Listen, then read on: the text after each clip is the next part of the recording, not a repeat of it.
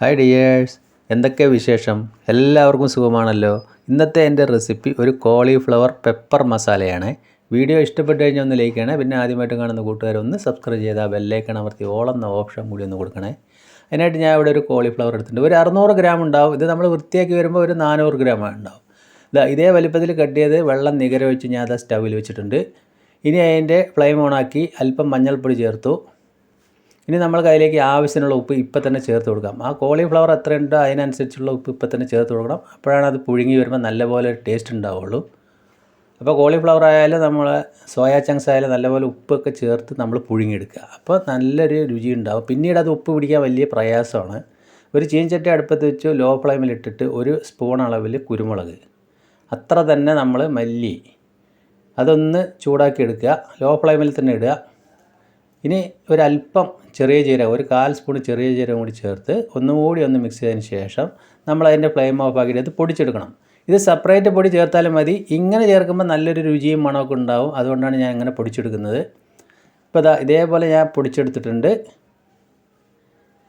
ഇനിയിപ്പോൾ നമുക്കിതാ കോളിഫ്ലവർ നല്ലപോലെ ബോയിൽ ചെയ്ത് വേവിച്ചെടുത്തിട്ടുണ്ട്. നല്ലപോലെ വെന്തിട്ടുണ്ട്.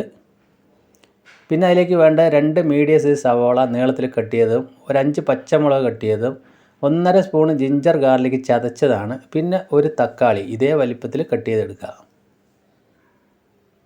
അപ്പോൾ നമുക്കൊരു കടായി അടുപ്പത്ത് വെച്ചു. തീ ലോ ടു മീഡിയം ഫ്ലെയിമിലിടുക. ഒരു 2 സ്പൂൺ അളവിൽ നമ്മൾ ഓയിൽ ഒഴിച്ച് കൊടുത്തു. ഓയിൽ ചൂടായി വരുന്ന സമയത്ത് കട്ട് ചെയ്ത സവാള ചേർക്കാം. പിന്നെ പച്ചമുളക് കീറിയതും ചേർക്കാം.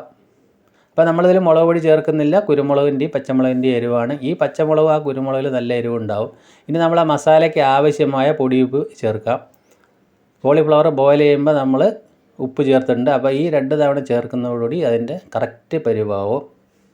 ഇപ്പോൾ ഇതേപോലെ ആവുന്ന സമയത്ത് ആ ജിഞ്ചർ ഗാർലിക്ക് ചതച്ചാൻ കൂടി ചേർത്ത് കൊടുക്കാം. എന്നിട്ട് ഒന്നുകൂടി നല്ലപോലെ വഴറ്റി കൊടുക്കുക. അപ്പോൾ ഒരുപാട് അങ്ങോട്ട് വഴന്ന് വെള്ളം പോലെ ആവേണ്ട ആവശ്യമൊന്നുമില്ല. ഒരു വിധം ഒന്ന് വഴന്നാൽ മതി. ഈ ഘട്ടത്തിൽ തക്കാളി ചേർക്കാം.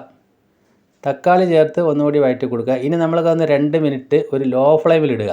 എന്നതിന് ശേഷം ഒന്ന് അടച്ച് വെക്കുക. അപ്പോൾ ആ തക്കാളി പെട്ടെന്ന് തന്നെ നമ്മൾക്കൊന്ന് വഴന്ന് വരും.